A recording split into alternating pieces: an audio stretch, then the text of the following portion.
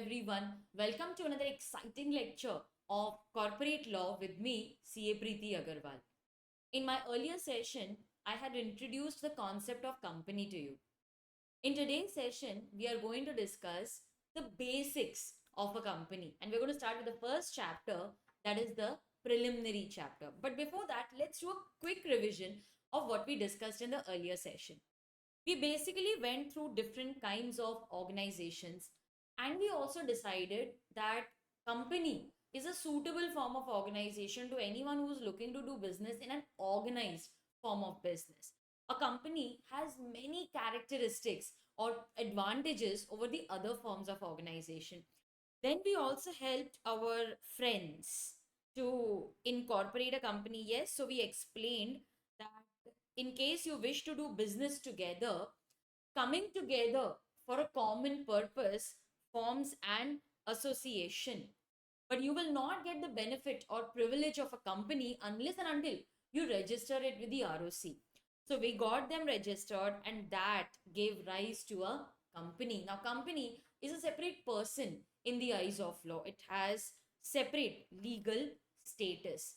It is a separate person, but it doesn't take birth like a natural person. Therefore, it is called an artificial person. So, last lecture was just a basic introduction of what is a company, what is an act, how does a bill become an act. In today's session, I am going to discuss the first chapter, and in that, we are going to discuss the introduction and section 1.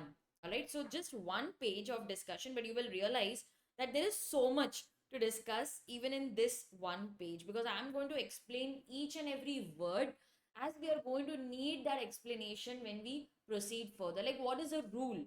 Okay, why do we need rules?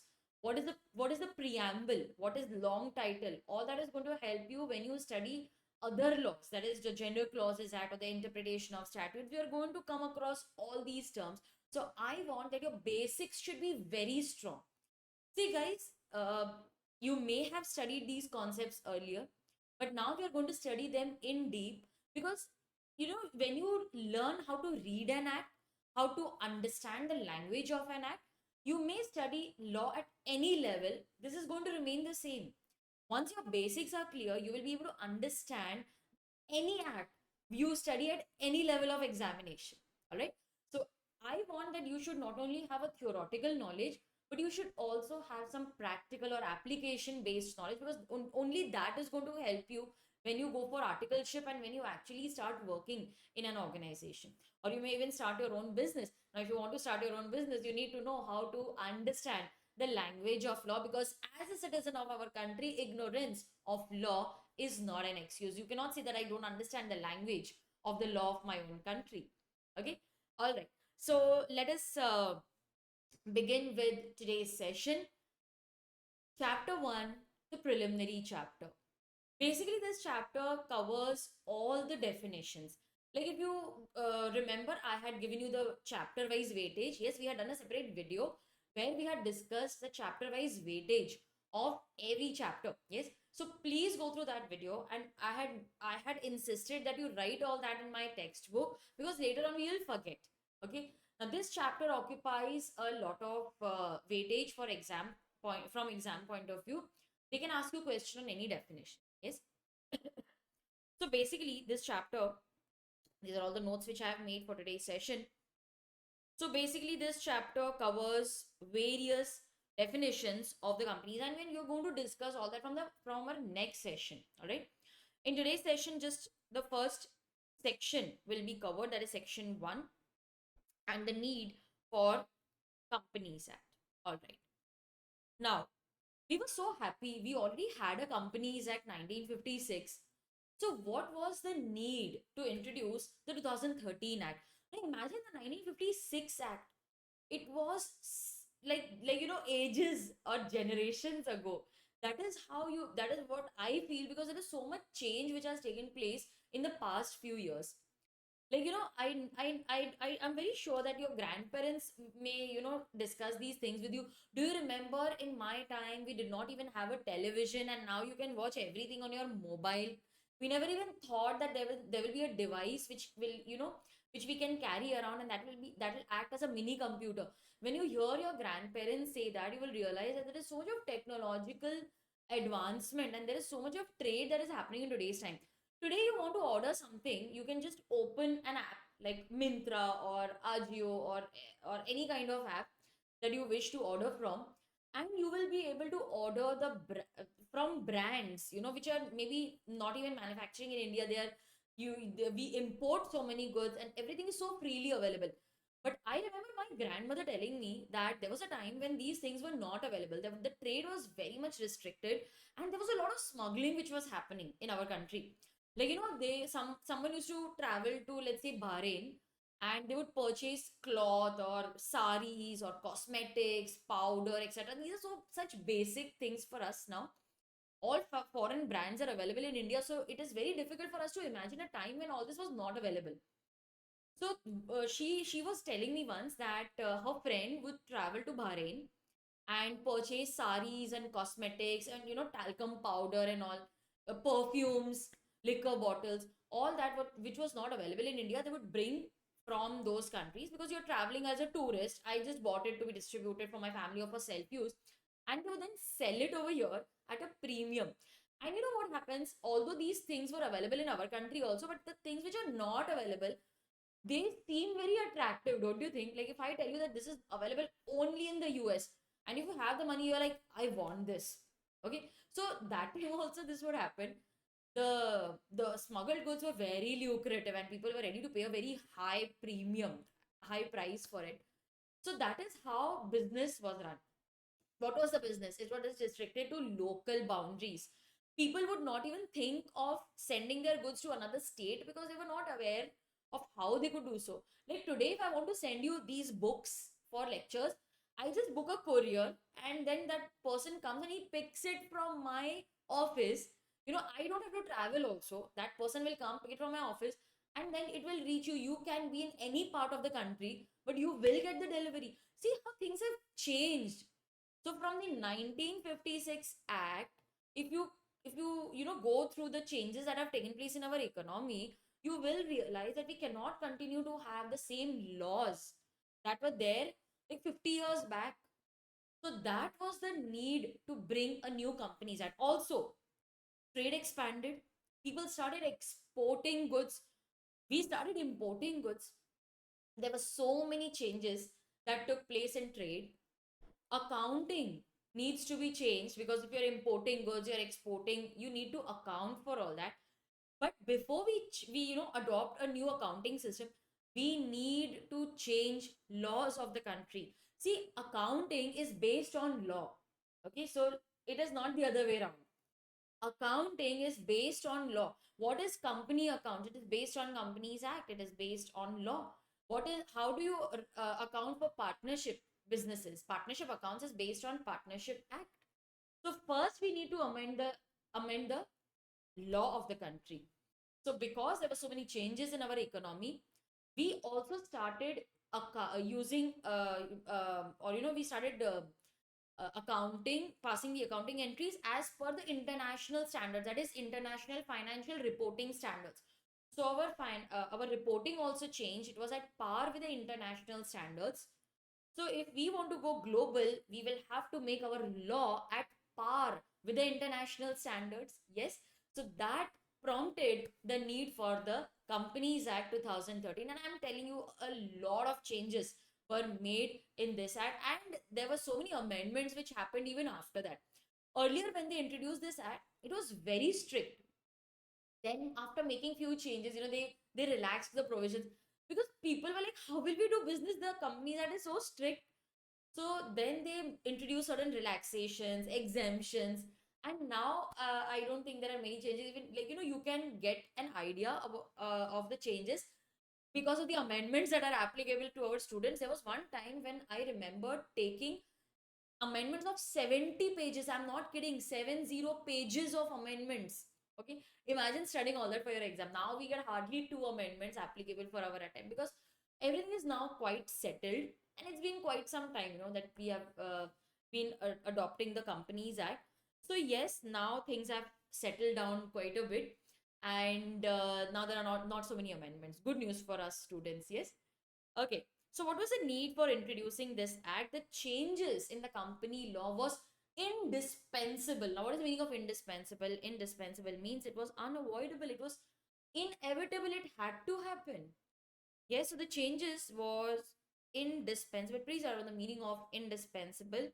It means unavoidable.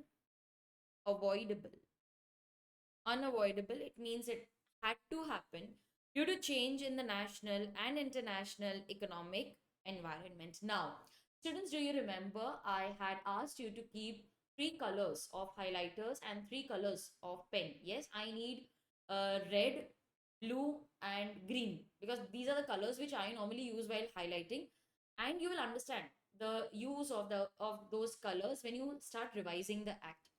So red automatically shows that this part is important for exam. And also three colors of highlighter, preferably light colors like yellow, green, and pink or red. Okay, so these are the three colors which I am also going to use. And you please start writing whatever I write in the textbook. Please copy all that. You can pause the video, copy it, but never leave your book blank. Because when you sit to revise, then you will not be able to recall anything. Okay, so I sincerely request you to write whatever I write in my textbook, and I will also make you write a lot of extra things in your notebook. Okay, so please make a note of everything. This will save a lot of time during revision. And before I proceed, there's one more thing which I would like to highlight, that sometimes the pages in your book and in my soft copy may be a little different. That is because the printer generally does the alignment. Okay, so sometimes I change the font size, I make it different, so then the formatting changes. Okay, so now suppose my table is ending over here, for you the table may end on a different page. Okay, so don't feel that ma'am, you're teaching from some different notes or our lectures are old, etc. That's not going to happen. It's only that sometimes we incorporate new questions, or when we add the previous attempt paper. Okay, so sometimes the pages they increase or reduce because of the length of the question. So there are various factors because of which the formatting may be different, but please don't feel that these are old lectures. Be assured that these are all new recordings. All right, so that was one thing which I wanted to share with you. Okay, so highlighting is important, taking down notes is very important during the lectures. The changes were indispensable due to change in the national and international economic environment, and it was also required for, you will please highlight along with me, expansion and growth. Okay, now don't highlight it as a single word. I always prefer highlighting each word like this.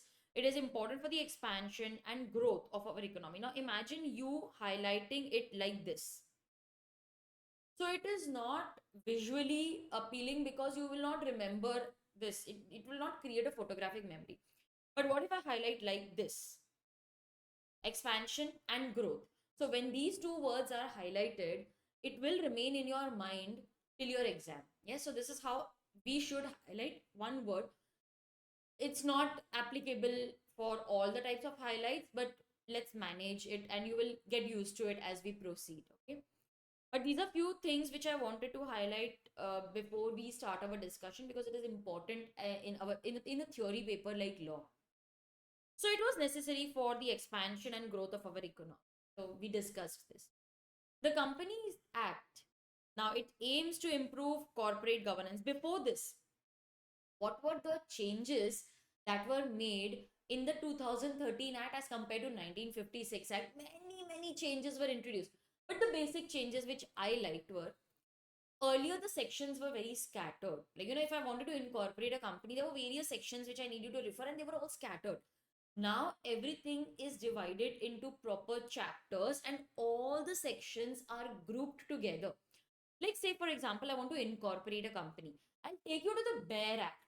Okay, the act which was introduced by the parliament, and I will just show you the BEAR Act. So you can visit the website mca.gov.in.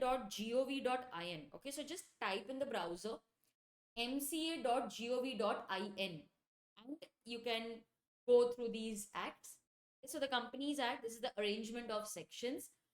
See, the act is first divided into chapters, and in those chapters you have various sections. This is very similar to the portion that we have. Like you have corporate and other laws. Okay, that is your portion. Then we have divided that into various chapters, and in those chapters we have various sections. Yes, the same logic is followed here also. Like, in case you want to incorporate a company, so these are the various sections which are applicable for incorporation. So now I need not hunt. I have everything in that particular chapter. So I really like this about the new companies, that everything is grouped properly. We're going to go through this document again. Okay, then all the forms, they were earlier just numbered like 25, 30, but now it is alphanumeric numbering. So now I know that this form relates to which part. Like for example, SH5. So I know this is related to share capital. Okay. So or something related to the shareholder. So SH5. INC. Oh, this is related to incorporation. MGT, form number, related to management. So the alphanumeric numbering, it is now very helpful for us to understand the chapter to which this form relates. Also, the responsibility of auditor has increased a lot. Like, if you talk to any audit firm now, they will say there is so much work to do because the work never gets over. There are so many compliances. So the auditor's responsibility has increased. The penalties have also increased, not to, on the auditor, but generally. Now, earlier in 1956, 100 rupees also was very valuable. Like, if the penalty was 10,000 rupees, it was like, oh God, let me not commit any crime. Otherwise, I will have to pay penalty of 10,000 rupees. But nowadays, if you in recent time try to value 10,000, it's like, the fine is just 10,000, right? Let me commit the default. Anyways, I'll have to pay only 10,000, such a nominal amount for me. So the value of money has changed. That is why from 10,000 rupees, now the penalties in Companies Act have increased to lakhs and even some places crores of rupees. So there were so many changes which were made in the Companies Act 2013 as compared to the 1956 Act. Of course, the sections were also altered, but these are the broader changes that were made. The Companies Act, it aims to improve corporate governance. Now, write on the meaning of corporate governance. Corporate governance means the manner in which a company is managed or governed. How effectively it is done. That is corporate governance. Like, I want you to have adequate number of independent directors on the board. Independent means they are not connected to the company in any manner. So they are not scared of giving their opinion. Yes. So I want independent directors on the board. That is good governance. Tell me how many board meetings have you conducted this year? Have you conducted the annual general meeting? What is the date? So these are all good governance practices. Do you have an audit committee? So these are all the way in which your company is managed. So we have tried to improve the way in which companies are managed. Ma'am, why are we concerned with this? Now imagine you have 2 crore rupees today which you want to invest in a share market. Okay, nowadays everybody wants to invest money in the share market and they want to become crore-patis. Yes. So I have given you, let's say 2 crore is too much, no, for you. I've given you 2 lakh rupees, okay? I say you invested in the share market. Now, will you want to invest it in a company that does not have a good governance? Of course not. When your own money is involved, you will search a company which will manage your money properly. So, where will you invest? You will invest in a company which has good governance because you want your money to be in safe hands. Yes or no? So, you will obviously question them. I have given you hard earned 2 lakh rupees. Tell me, are you calling meetings? Are you governing the company properly? Do you have an audit committee? Is the auditor performing his duties properly or not? Is my money safe? So, see how we try to question, when our own money is involved. So, good governance shows how well a company is governed and how well they manage our money. See, the company is governed properly, it means your money is in safe hands. Yes. So we have tried to increase and improve corporate governance. So we want board reports, we want various compliances, etc. It has tried to simplify regulations. They are lying. Everything has now become so complicated and it has become so intensive. There are so many compliances now. It tries to strengthen the interest of minority shareholders. Now, who are minority shareholders? If you want, students, you can also give this kind of a numbering like A, B, and C. This is D. So you will remember that there are 4 points which are mentioned over here, and these are the 4 pointers that you will learn. Okay, and then you can obviously create the sentence in your own words in the exam. So these are the keywords. You just need to learn this to improve corporate governance, to simplify regulations, to strengthen the interest of the minority investors, and to legislate the role of whistleblowers. So this is how you will learn. Okay. Now, who are minority investors? So these are investors who own less than 50% of the capital of the company. Now, I have 10 shares of Infosys. Nothing great, okay? I just have 10 shares of Infosys. I am a minority shareholder. Earlier, people would, ignore these minority investors. Companies would never consider their voting or their decision making power. You hardly own anything in the company. Your vote will not even matter. So these minority investors, they were not participating in all the decisions. So we have tried to increase their participation. Now there are many resolutions in which we need to gain the approval of minority investors also. But I had read an article somewhere, I don't remember. It was like a really long time back, that this has now given rise to green mailing. Ma'am, you have heard about blackmailing. What is green mailing? Now, see, green mailing means now these minority investors. I'm not saying that this happens, okay? I just read an article wherein they said that this may happen.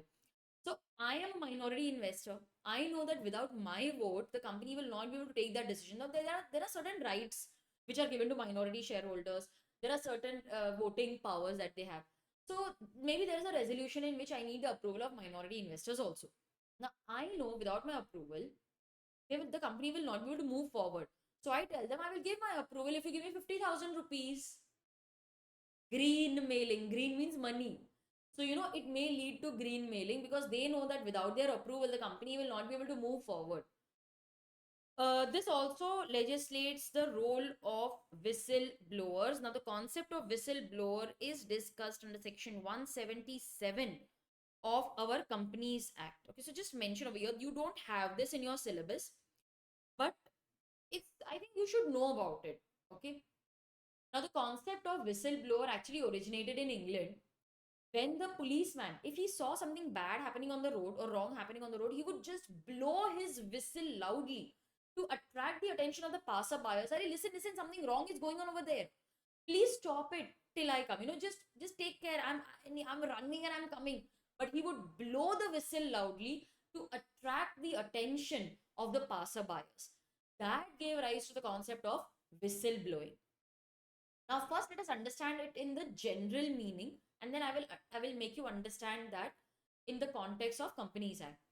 Now, imagine that there is a road construction which is going on outside your house. Okay, so there are these mixers and there are workers who are working. There is a lot of material lying over there. Once you just went for an evening stroll and you saw that substandard material was being used. Then you also saw that the contractor was mixing low quality material, low grade material, and he was using it to construct roads. Now, if we use low quality material, low grade material, obviously that road is not going to sustain, and there will be cracks and potholes, etc. So you call uh, either some road authority, or you call the media. See, this thing is going on. Please come and cover it. You are actually blowing the whistle on that wrongdoer, isn't it? You are trying to highlight his wrongdoing. You are a whistleblower. So whistleblower, it means you are blowing his whistle. You're blowing a whistle. It means you're trying to attract some authority's attention towards that wrongdoing. Okay, so that is whistleblowing. Now let's understand this in the context of a company. So, let's say, for example, that one director of the company has noticed that the other director is committing some fraud. So, he can report it to either the other directors, or he can go to the audit committee. I'm an employee and I see either another employee or the director doing some fraud or wrongful act. Now, to give you an example, there is a fund. The company is withdrawing the directors. Okay, the directors, they are withdrawing money from the company, which is to be put in that fund. Okay, so the directors are withdrawing money to put it in some fund. Let's say it's a repair fund. Okay, they are passing proper book entries. So they're removing money, but they're not accumulating it in the fund. They're not utilizing it for repairs. In fact, that money is utilized for their personal use. So, yes, they are withdrawing money from the company, but they're not putting it in the repair fund. Instead, they are using it for their own personal gain. I saw this as an employee. I went to the other directors and I highlighted this wrong act. I am a whistleblower. So, this concept was basically introduced to help the directors and employees of the company to blow the whistle, to highlight any wrongdoing going in the company. Now, if we want to understand this better, I have a note for you. Now, students, you don't have this concept in your syllabus, but I want you to have extra knowledge. I want you to have application based or practical knowledge. Earlier, I would make the students write all this, but then I realized that students, they don't have time. There is so much portion that they don't have time to wait for me to finish and then they copy. So this time I have adopted a mixed strategy. For the things which I feel that you should write along with me because you need to learn it, it is there in your syllabus, it is applicable, I will make you write.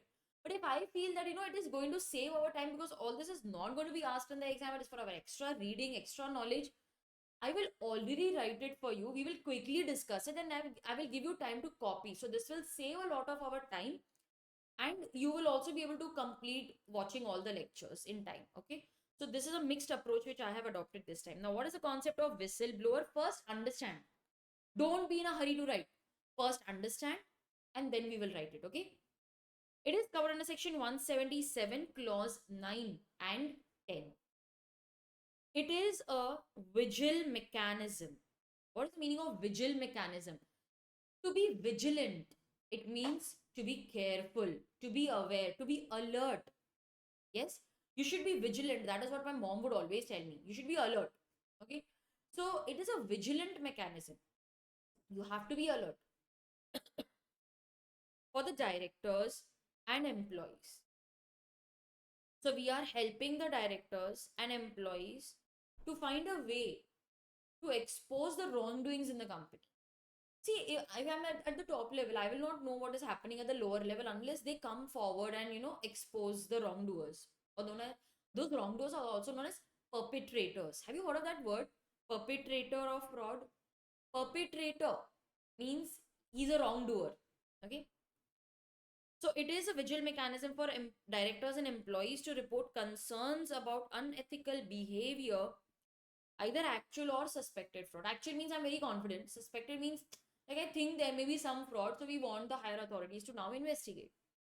So it is a vigil mechanism for directors and employees to report or concerns about their about unethical behavior, actual or suspected fraud, or violation of the company's code of conduct or ethics policy. So you're just trying to highlight the wrongdoings in the company. These are the few words which you need to mention in case a question is asked. Unethical behavior, actual or suspected fraud, or violation of the company's code of ethics. This section is applicable to listed companies and class of companies as may be prescribed. They may have a section on code of conduct or whistleblowing in the board's report. I'll show one to you. So this section is applicable to class listed companies and class of companies. Ma'am, does it mean that the section is not applicable to private companies, so they need not have any policy for whistleblowers? I'm not saying that.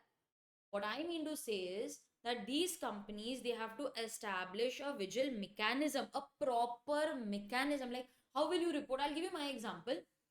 When I was working in a corporate, I was working for 1 year only. Then I realized that corporate is not for me. Over there, near the reception, there was one box, okay, for complaints. So anyone can anonymously just put a letter. And what if the CCTV captures you? They will know that you put that letter. I know how these students think. I don't think about all that, yeah. So I just put one letter in that, okay? So that is known as whistleblowing. I'm trying to highlight some wrongdoing in the company. So there was a box, a suggestion box kept over there, that if you don't want to come out, if you don't want to reveal your identity, you can anonymously post and we will investigate. I'll tell you something very personal. My son, we changed his school, no? He's not happy in his new school. Obviously, he's grown up and now he left his friends and now we are forcing him to go to a different school just because it is near our home. So there was something that he was not happy about. So one day he came and told me that, Mama, I have written a very long letter to the principal. I said, what happened? No, no, these are things in the new school that I'm not happy about. So I wrote a letter to the principal. I said, where did you post it? There is a box. You can put all that in the box and then the teacher will give it to the principal. I was like, he's not a whistleblower exactly.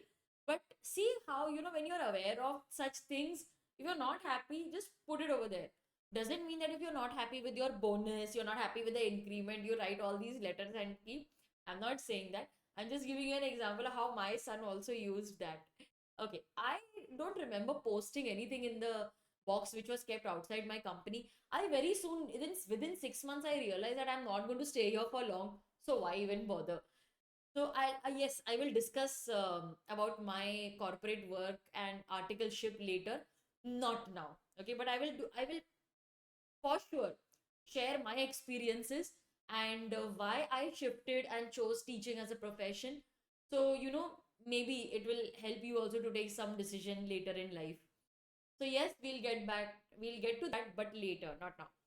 Okay, so it is, yes, in other companies, you need not have a proper mechanism, but you can also have your policies, etc. So they shall establish, so for them, it is compulsory. A vigil mechanism for directors and employees to report their genuine concern. Genuine is the word. He didn't, he spoke wrongly with me. He back answered me. These are not genuine concerns, okay? Genuine concerns, you can report that to the directors or other higher authorities. What is the Okay, there's a note which I have mentioned over here. The vigil mechanism shall provide adequate safeguards. This is very important. We should ensure that the mechanism provides adequate safeguards against victimization of employees. Let me highlight it properly for you. Victimization, who avail of the mechanism. Now, see, it is natural human tendency, and I've seen this in India. We don't like owning our mistakes. Have you ever seen someone tell you, I'm sorry, it was my mistake? We don't like doing it. We It is not what who we are. Yes. What happens in our country if something goes wrong? Okay, like, if I'm caught, I will try to put the blame on someone else, or I will say, no, that was not my intention. Oh, I'm so sorry, I was not aware. We will never take the blame on ourselves. We will always try to put the blame on somebody else or the system.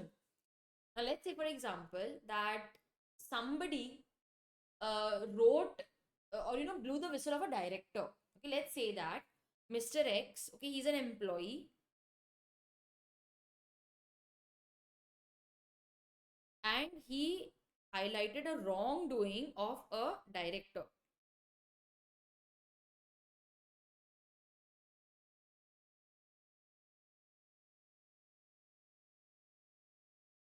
So he blew the whistle of a director P. Okay, now it is highly possible that Mr. X is just an employee.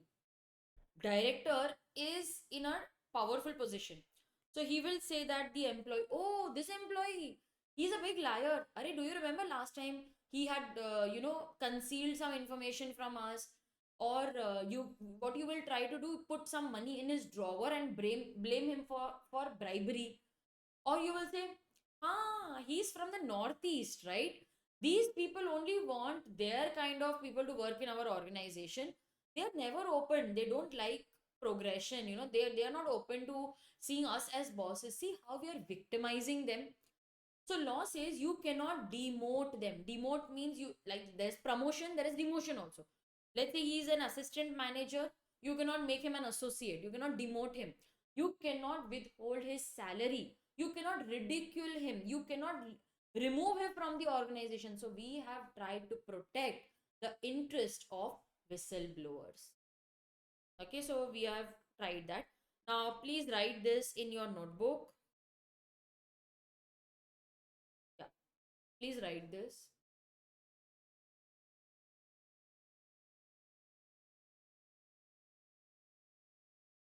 Done writing? Okay. Now, this is the board's report of Reliance. We will be discussing this later also. But see this vigil mechanism. The company has established a robust means a very strong vigil mechanism and a whistle blowing policy in accordance with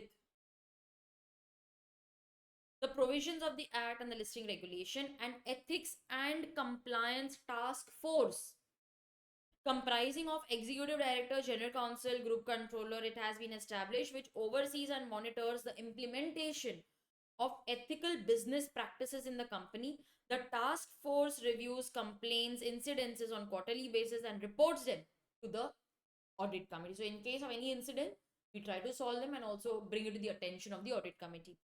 Employees and other stakeholders, they are required to report actual and suspected violation of the applicable laws and the code of conduct. Such genuine concerns disclosed are known, they are also called protected disclosures. They can be raised by a whistleblower either through an email or a dedicated phone line, like how there was a box outside my office, yes, or a letter to the task force or the chairman of the audit committee. The vigil mechanism is also available on the company's website. So in the actual file, you can just click this and the link will open. I just have a PDF, so it will not click. And these are the other policies. So this is how it is also mentioned in the board's report that, see, we have a whistleblower policy in place. So this is all about whistleblowing. So this is now, because of all these changes, our Companies Act has become more contemporary, right on the meaning of contemporary, more relevant, or it is now more modern and it is at par with today's working standards. So yes, it is now more relevant, it is more modern. Next, we have the preamble or the long title of the act. Now, there are three things, okay? You study any act. What are those three things? Should I write? I'll write here, okay? You can also write it. There are three things. First, you have the preamble. Now, the preamble is actually the SOP, that is, it defines the, okay, so preamble defines the scope, that is S, the object, O, and purpose of the act. So, why did this act come into force? What is the purpose of this act? And what is the scope? Does it apply to all the types of businesses or does it apply only to company? That is defined in the preamble. Preamble is SOP. It defines the scope, object, and purpose of the act. Then we have the long title.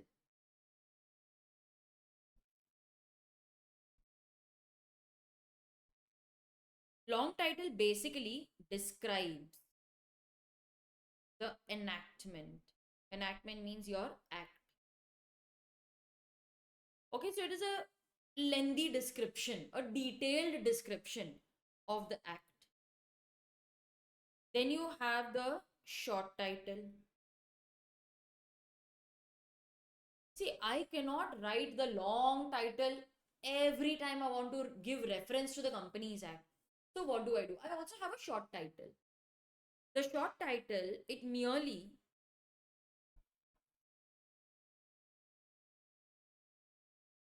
identifies the act And you can say it is basically used for convenience. Okay, it is basically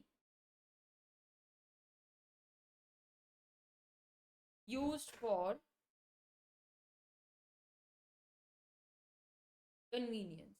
Now I cannot write the long title every time, so just for convenience I have a short title also. Now, as far as the Companies Act is concerned, the preamble and the long title, they are one and the same.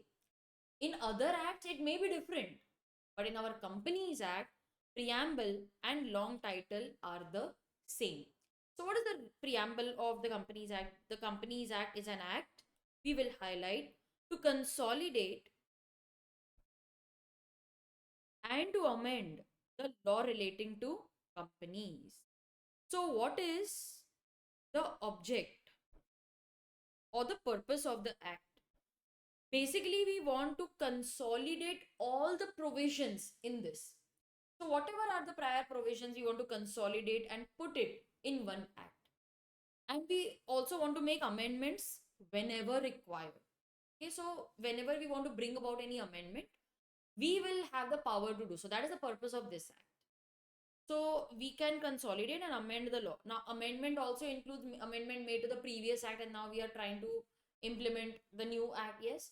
So, what is the purpose? We want to consolidate and make amendments in relation to the law relating to companies. So, this is the scope of the act. Ma'am, what is the meaning of scope? Scope means to what does it apply to? Does it apply to proprietary? No. Does it apply to partnership? No.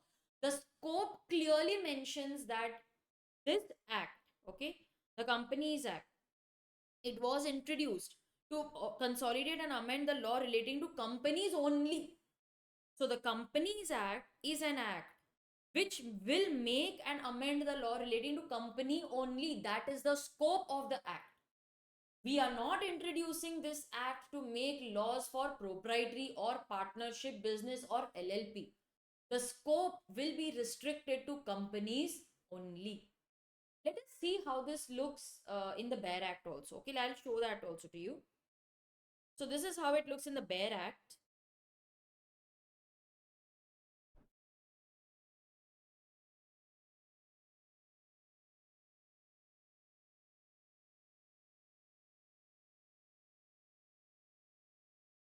Okay. Now this is the page which I generally go to if I want to study the act, because they have everything linked, you know. So just click and that section will open. It's a digital ready reckoner. Okay. So this whatever here what I have shown you is the PDF. Then I have to go and find. You know, I have to scroll and find it. So over here also we will be able to see the preamble, but we'll have to go down. See over here it is. Okay, and I'll show the ready reckoner also, which I use. You can also use that. It is free. So this is the Companies Act, and I will not be able to highlight over here, but I have it. I have a screenshot. I'll show that also to you later. So this is an act to consolidate and amend the law relating to companies. Did you see this? This is from the MCA's website. It's the Bare Act. So what is the preamble? It is an act to consolidate and amend the law relating to companies. So the preamble and the long title of this act is they are the same. Over here, section 1 mentions the short title. What is the short title? This act may be called the Companies Act. Okay. The scope also extent, you can say it applies to the whole of India. That is the extent. So what is the short title? That this is known as the Companies Act. So whenever you want to make any reference to this act, you will say Companies Act. Alright, so this is the Companies Act Integrated Ready Reckoner. Just type this in Google. Companies Act Integrated Ready Reckoner. So you will be able to see that page. Okay. Yes, where was I? Now. So if you go here, you will see that these are the various sections. Chapter list is given to you over here. I click the first chapter, that is a preliminary chapter. It covers section 1 and 2. Section 1, what is the short title, extent, etc. This act may be called. So this is how the Bare Act looks, and it's a digital version, Ready Reckoner. So I just click and I go to that. But I also showed the original document to you. So over here, I think I have a screenshot also for our reference. The act was assented means it was consented to by the president on 29th of August. The preamble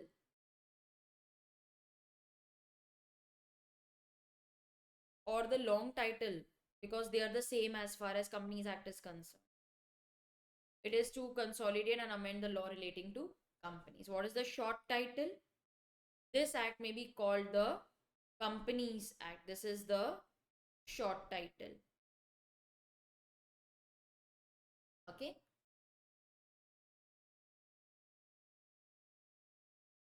So the long title or the preamble says that this act is an act to consolidate and amend the law relating to company. Now, the Companies Act, it received the assent. Assent means the consent of the president on 29th of August 2013. In my earlier session, I had discussed how a bill becomes an act. Yes, do you remember? So, who is the lawmaking authority? The parliament. Yes, the president in our case. The president is the lawmaking authority. So the president gave the approval on 29 August, but did the general public know about it? No. We have to give a notice in the official gazette. It was notified in the official gazette. Now, what is the official gazette? This is basically public announcements. I'll take you to the official website also. It was notified in the official gazette on 30th of August. It means the general public came to know about the act on 30th of August. So whenever a question is asked, when has the Companies Act come into force? You will say 30th August when it was published in the official gazette. Now, what is the sequence that is generally followed? I'll write it over here. What is the sequence that we follow? See, first preference is given to the date mentioned in the act. Sometimes the act says that this will be applicable from 1st April. Alright, then it's applicable from 1st April, and they will mention the year also. So the first preference is given to the date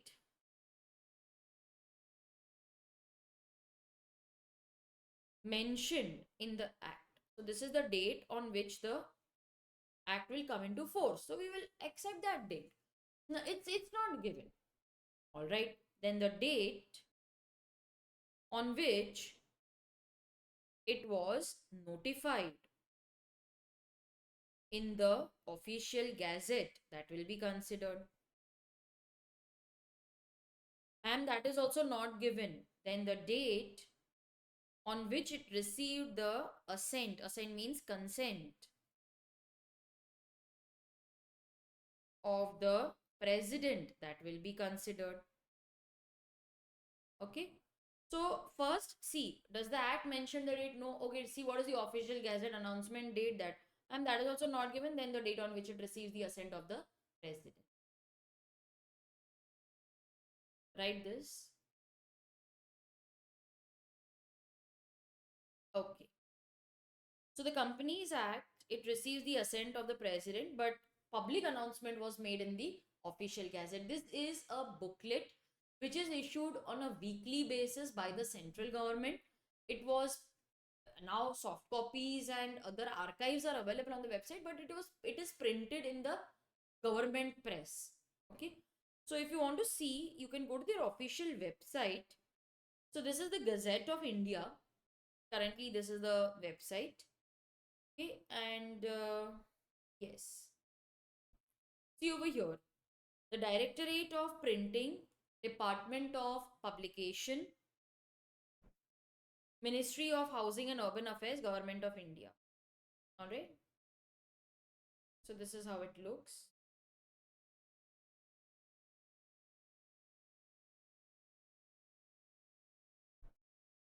However, different dates may be appointed for enforcement of different provisions through notification. Now, it is worth knowing that Section 1, it came into force immediately on 30th August 2013. but there were 98 sections that were notified. Okay, they came into force from 12th September 2013. And there were around, I think, yes, 183 sections that came into force from 1st April 2014. Yes. So section 1 came into force immediately. 98 sections from 12th September and 183 sections from 1st April 2015. Do we need to remember all this? It's given in your study material also. So I think yes, you need to know about this. Now, if we go to the Bare Act again, I'll just show a couple of sections to you.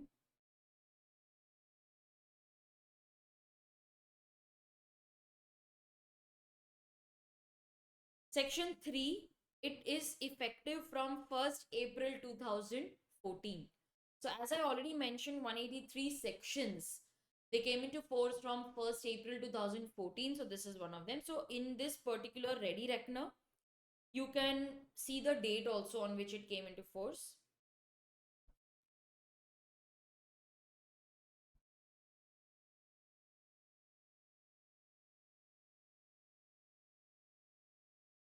Here generally it is given on the left hand side, but in this particular copy it is not given.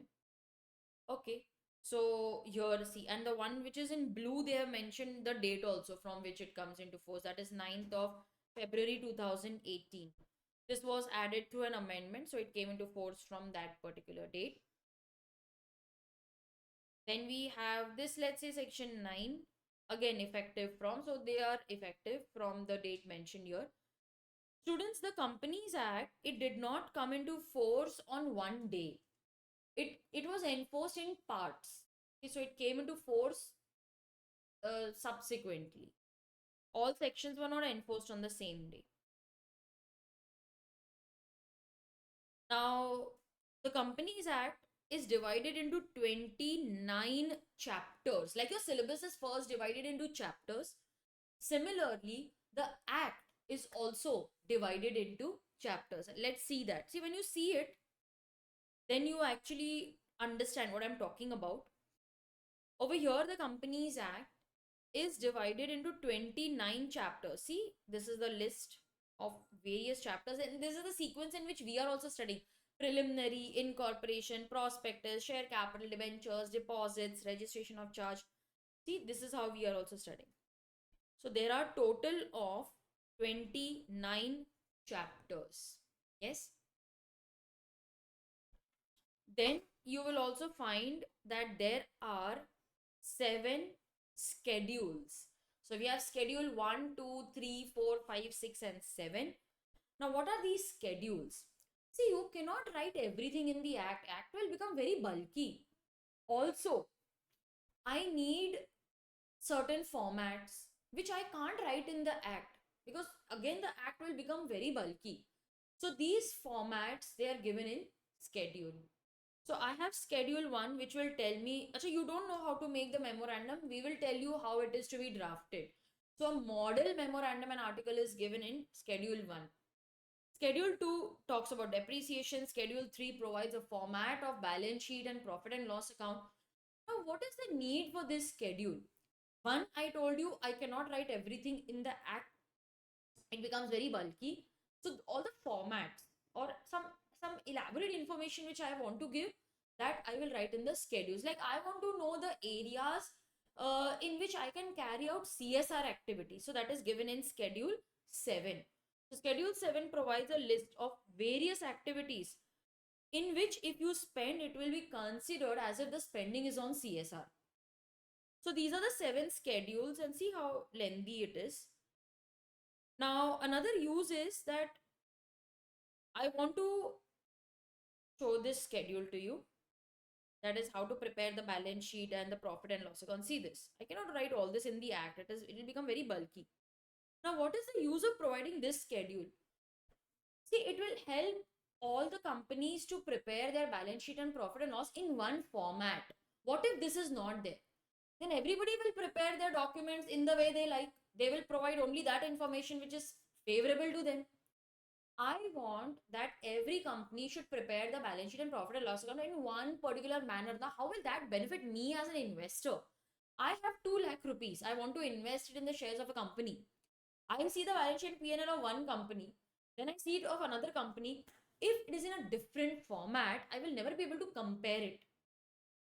So, in order to help comparison, we say that both have to be in the same format. So, this also helps the companies to prepare their documents in the same format so that comparison is also possible for me. And also, like say for example, I tell them to prepare the memorandum and articles. I will ensure that whatever information is required by the investor is mentioned. Otherwise, the company will mention only that information which they like or which is suitable or favorable to their company. So here, because I have a format, I will ensure that adequate disclosures are given by the company to the investors and maybe the authorities. So that is the importance of schedule. Ma'am, will all this be asked in the exam? We will study this again in the chapter General Clauses Act. So there you need to know, and also short note is asked on schedules. So yes, this act is divided into 29 chapters. It has a total of 470 sections. Not all are applicable for our syllabus, but a total of 470 section, and each and there are 7 schedules. Okay, there are 7 schedules. First, let us understand about schedule, write about it, and then I will come to rules. So let us write about schedules. Now, I already explained that to you. These are the schedules. Okay, now what is the meaning of a schedule? First understand, and then I will give you time to copy. You can pause the video and copy. Okay, first understand it. Schedules to the act. The schedules provide detailed provisions and formats. Okay, detailed provisions and formats for compliance with specific sections of the act. Now, I want to prepare the memorandum and article. See, the section is also mentioned over here. Okay, so schedule 1, memorandum and articles, it is relevant to section 4 and 5 of the act. Then schedule 2, depreciation, section 123. Schedule 3, balance sheet, section 129. So they also mention the section which requires that particular format. So it provides a detailed provisions and format for compliance with specific sections. So compliance with specific section like section 129, 123, section 4, 5. These are sections which require specific compliance. Format has to be provided. So where will we provide that format? In the schedule. Schedules also provide a standardized format. Standardized format and guidelines. What is the meaning of the word standardized? It means that if you pick up the balance sheet and P&L of any company, it will be in that particular standardized format. It is providing at standardized formats and guidelines to ensure consistent compliance.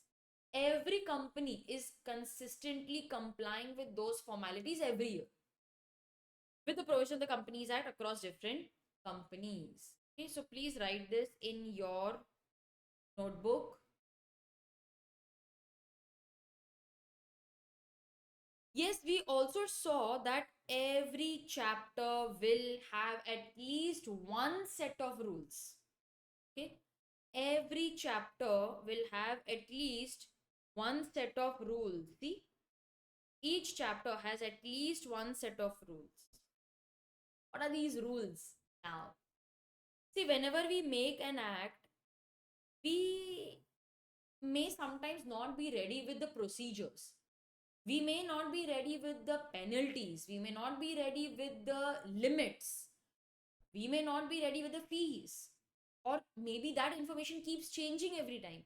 So in the act, we write the words as prescribed. So where is it prescribed? For that, we refer the rule. So every chapter will have at least one set of rules. Now, these rules basically provide the procedures, they provide the limits, they provide the fees, the penalty, something which we were not ready with in the act. Now, it is very difficult to change and amend the act. Now, let's say, for example, I mentioned the limit of 50 lakhs. Later, I want to change it to 2 crore. I want to change it to 4 crore. I want to keep changing it. It is not possible for me to amend the act again and again. You saw now how difficult it is. First, the amendment bill will be sent to the houses of parliament. They will give their approval, then president's approval, etc. Then we will pass the amendment act. Amendments are also brought through the amendment act. It is difficult to amend the, not difficult, but it is a very time consuming process. But it is very simple to change and amend the rules. So that is why we have a lot of information written in the rules, and we know that this information will keep on changing, or maybe we were not ready with that number earlier, so we said we will prescribe. Now, who has been given the authority to make the rules? As per section 469, okay, as per section 469 of the Companies Act, the central government is given the authority to make rules. Okay, so sometimes we tell the central government, "Arey, central government, you look after this. If you don't want to delegate it, so you make the rules, you make the procedure, you tell that the document is to be filed with which authority, you decide." Okay, so central government will make the rules. Now I have a small write-up on what is the difference between act and rules. See, act is a very wide term. Act says this needs to be done. How it is to be done, that is mentioned in the rules. To give a very simple example, let's say that there is a marriage in your family. Okay, all the elders, they have come together and they say, this needs to be done. And that ceremony we need to do, we do it in our customs, no? It needs to be done. The elders in the family decide what needs to be done. Then your mom, your dad, they are sitting and taking instructions. Okay, okay. Elders will say, get it done. Now the actual work is done by your parents. Okay, then they will come and tell you, okay, this thing we will do. Dance and decoration, children, you take care of it. So then they delegate. So some things the parents will do, something they will delegate. So similarly, the act will say this needs to be done. How it is to be done, that is mentioned in the rules. So certain things central government will do, certain things they will delegate, or they will make rules as to who is the authority that will execute that function. Act is a superior authority. In law, it is passed by the legislature. So act is passed by the legislature. It means the law making authority. Legislature, I have given you the technical meaning. It is an elected group of people having the power to make or change law in our country or the state. So in our country, it is the president that is a lawmaking authority. So they say what needs to be done and how it is to be done is mentioned in the rules. Notifications and rules, they are notified by the executive. Executive are people who actually do the work. So act says this needs to be done. Executive will actually do the work. So the rules, they are notified by the executive under the powers derived from the act itself. Wherever section uses the word as may be prescribed, it is an indication that the legislature, the lawmaker, has delegated the power to the executive on that particular point. So they have delegated that to the executive, means they will actually perform the work. Rules, they deal with the procedures, limits, how it is to be done. Normally the procedures are given. Rules cannot change the policy framework in any manner. Now the act is saying the company will not give loan, and the rules are giving detailed procedure of how the loan is to be given.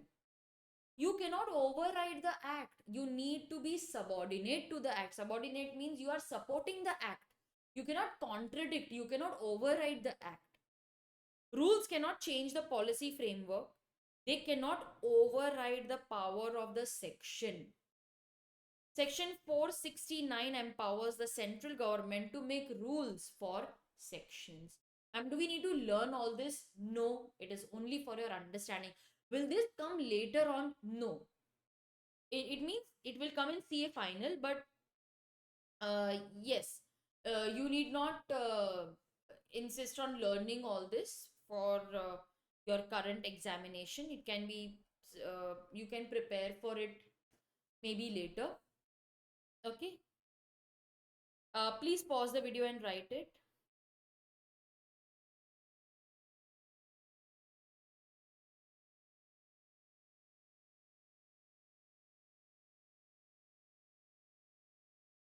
Continue writing.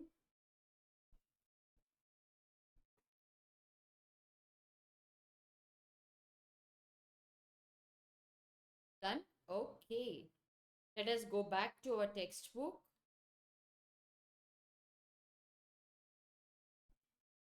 Companies Act defines company under Section 2, Clause 20. You need to learn this definition. Company means a company which is incorporated under this act. This means the 2013 Act or any previous company law. Previous company law will be your 1956 Act, 1913, 1882, and we can all go backwards, but I'm not going into detail now. Reliance was incorporated in the year 1973. So can they say, Array, when we were incorporated, that time the 1956 Act was in force. So we will continue to follow that because it is in our favor. You can't say that. The Companies Act is very clear that wherever the word company is used in the act, it refers to the company which is not only it refers to the company which is incorporated under this act or previous company law. So even though you are incorporated in the previous law, the act will apply. So the act applies to all the companies, whether incorporated under this act or any previous law. You cannot say I was incorporated when this act was not even there. No, the word company includes all the companies. Company is an incorporated association. Yeah, it doesn't take birth like a natural person. You can say it is created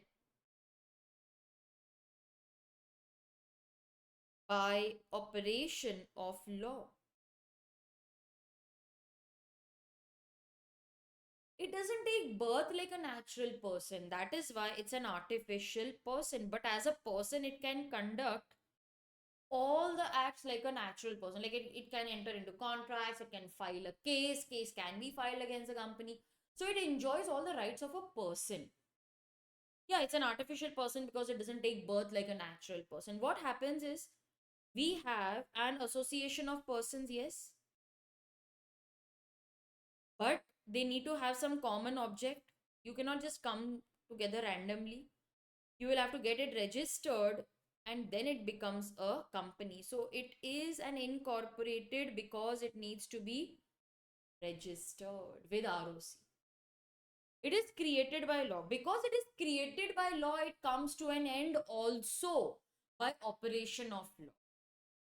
Company doesn't die a natural death. It has to be wound up by following the procedures of the act. It has separate identity of its own. Yes, it has a separate legal status. Perpetual succession, I totally agree. The company is not affected by death, insolvency, insanity of members. It may have a common seal. If any means it is not compulsory. You may decide to have a common seal. Now, see, company is a person in the eyes of law capable of contracting. It means company can buy property, sell property, enter into contracts. If you're entering into contracts, you need to sign. How will it sign? It's not a natural person. So the seal is the signature of the company. But it's not compulsory anymore. That is why they are written if any. Now, what is the logic? See, in the past, what is this seal exactly? Okay, I'll just give you some story. Why was this seal introduced? See, earlier the documents were to be signed by the king or any higher authority. Now, these kings, they were trained to fight. They were given education in fighting. You know, what was the main aim of the king? To fight and conquer, right? They were never sent to school to learn, read, write scriptures. For that, there were other people, you know, who were guiding them, who were their advisors. So, king's work was just to go fight and conquer and to lead. So many a times these kings, they didn't even know how to read and write. Like Akbar, he didn't know how to read and write because since a very early age he was only taught warfare. So whenever they had to sign something, they could not write. So what they did, they had a ring. Okay, so they would just press that ring on the page and that area would be embossed. That is the official signature. But in today's time, all the people who run the company, they are educated like directors. They are educated. They can read and write. They can sign. So why do you need this seal?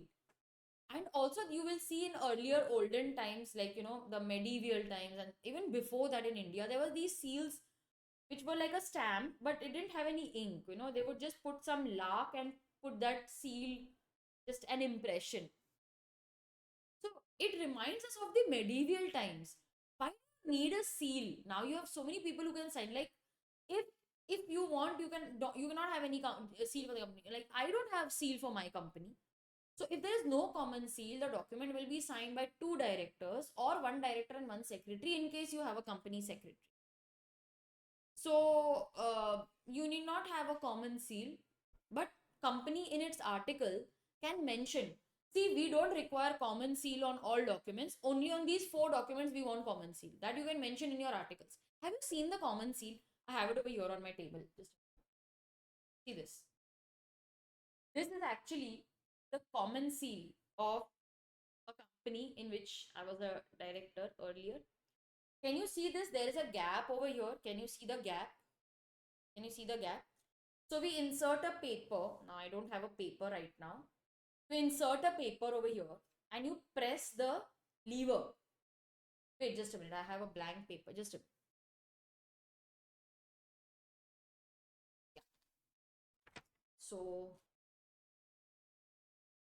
okay.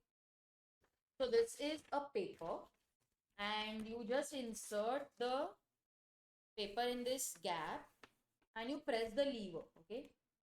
Now the common seals are made differently. Like the one which I got made is very portable and very handy. It's very small also. See, there is no ink. There's no ink. And I don't think you will be able to see it also. Even if I bring it very close to the camera,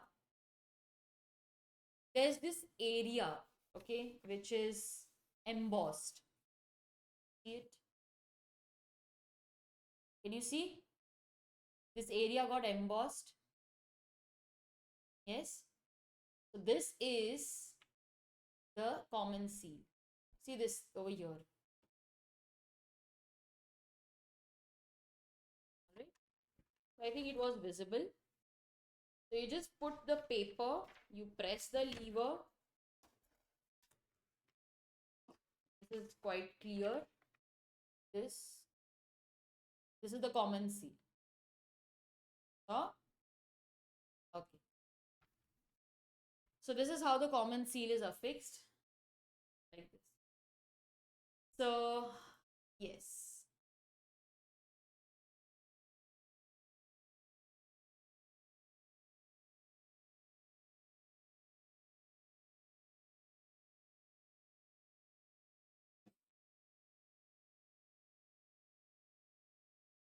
The short title of the company is the Companies Act 2013. It extends to the whole of India. What is the extent?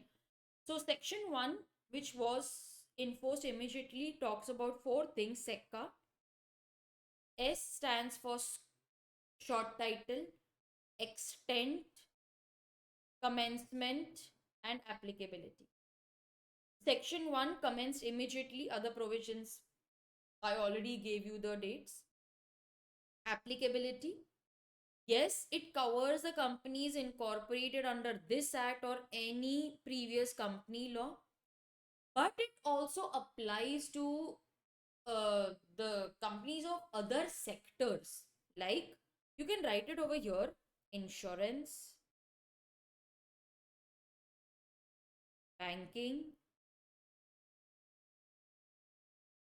electricity. So you may be an insurance company like United India Assurance or ICICI Prudential Life Insurance. Okay. So you are an insurance company Or you may be a banking company like ICICI Bank, Axis Bank, or you may be an electricity company like Tata Power, Reliance Power. So these are all companies, but they are not incorporated under the Companies Act. They are incorporated under their respective act. Like insurance companies, they may be incorporated under the provisions of the Insurance Act or IRDA. The banking companies are governed by the Banking Regulation Act. Companies engaged in the supply and generation of electricity, they are governed by the provisions of the Electricity Act. Now, the examples which I gave you, like Tata Power, Reliance Power, these are electricity companies, ICICI Bank, Axis Bank, these are banking companies. Although they are companies, in fact, they are all Fortune 500 companies, they are also listed on our stock exchange. But they are not registered under the Companies Act.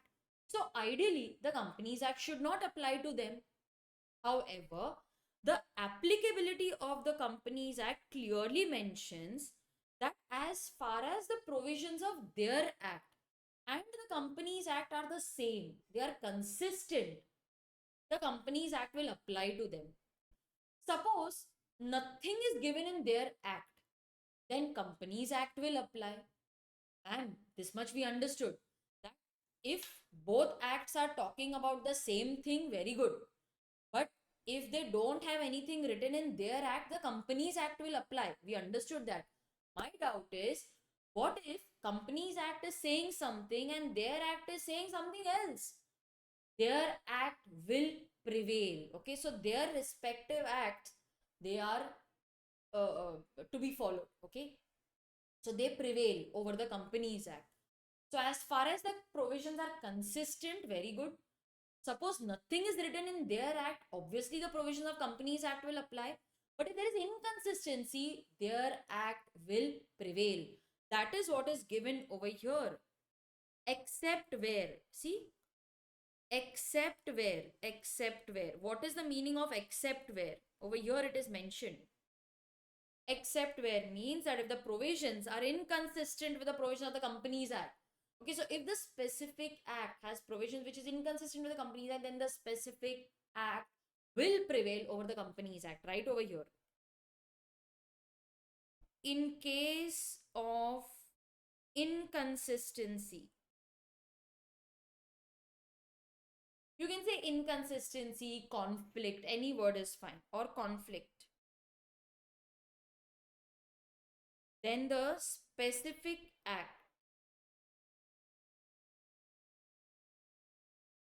will prevail over the company. That is the meaning of except where. Achha, the act is also applicable to certain body corporates. Now, what is the meaning of a body corporate? It means, as a layman term, having separate legal entity, having separate legal status. Company is a body corporate. Actually, the meaning of body corporate is a very wide.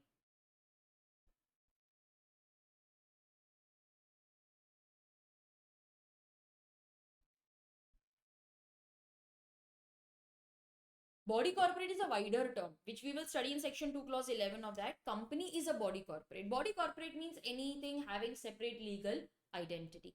So any body corporate which is have incorporated under any act for the time being in force, like you have Food Corporation of India or National Highway Authority, which the central government may want to include in the definition, or any company which is governed by any special act like LIC, RBI, SBI. Okay, so as far as the provisions are not inconsistent with their special act, Companies Act will apply. Once there is inconsistency, their act will prevail.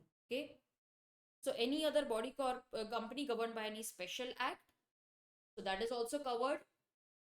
But the minute there is any inconsistency, their own act will prevail. So will this be asked in the exam? I don't think so. It has never been asked in the exam, but it's not very difficult to learn. So we will learn. Do you need to remember the acts? Yes, you need to remember the names along with the year in which it came into force. Okay, so you can write and practice.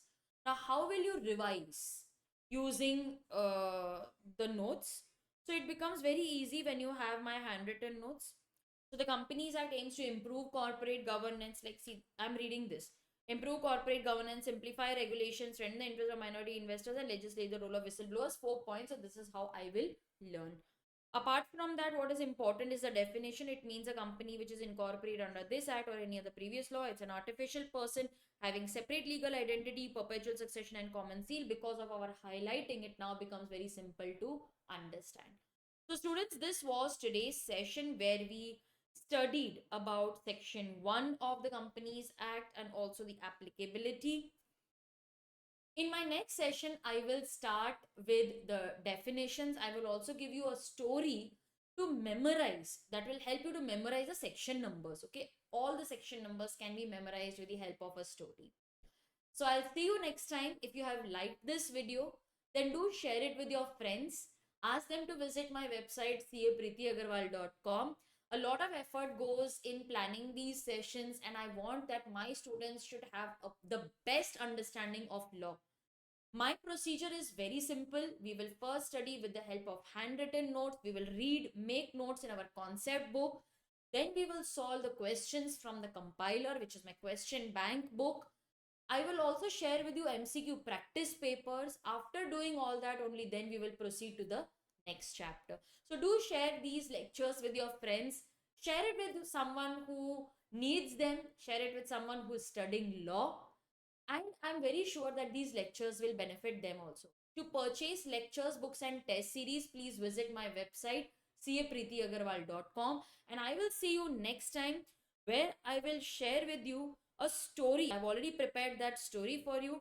This story will help you to memorize the section numbers in a sequence. Okay, so this is how we will study the section numbers, and after that, I will explain and discuss with you each and every definition in detail.